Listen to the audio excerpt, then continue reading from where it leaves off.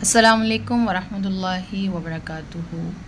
अगर आप भी हाजमे के मसाइल, पेट में मुसलसल दर्द या अफारा या मैदे के अंदर गैसेस का बनना या आंतों की बेकायदा आदात जैसी अलामात से दो चार हैं, तो आपको आज ही अपने स्टमक के बारे में फ़िक्रमंद होने की ज़रूरत है।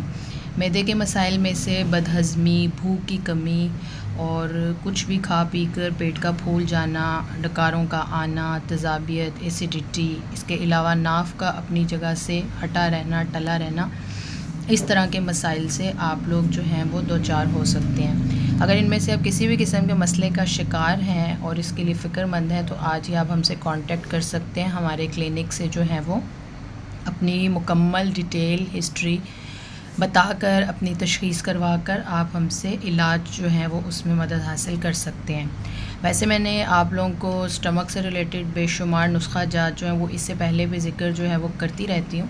आज भी यहाँ पर ऐसे तमाम तर लोगों को जिनको जिगर, मैदे से के मुतालिक जो है वो मसाइल दरपेश हैं, वो अपनी मसले के मुताबिक, अपनी हिस्ट्री और अपने मिजाज के मुताबिक इससे भरपूर फ़ायदा उठा सकते हैं।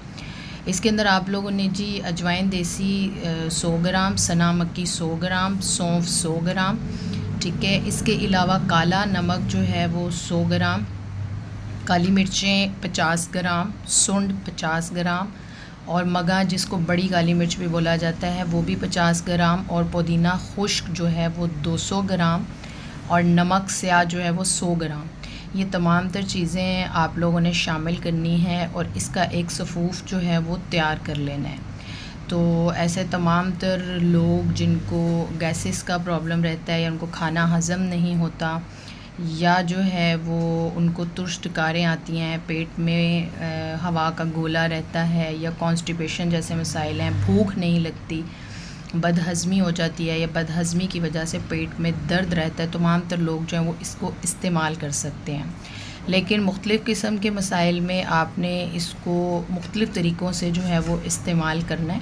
इसलिए अगर कोई सा भी मसला हो तो आप उसके लिए हमसे कांटेक्ट करके हमसे जो है वो पूछ सकते हैं कि आपने इस सफ़ूफ़ को किस तरीके पर इस्तेमाल करना है।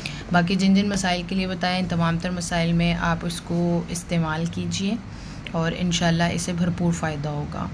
ठीक है जी, मुझे अपनी दुआओं में याद रखिए और अगर वीडियो अच्छी लगे तो चैनल को सब्सक्राइब भी कर लीजिए। अस्सलाम वालेकुम व रहमतुल्लाहि व बरकातुहू।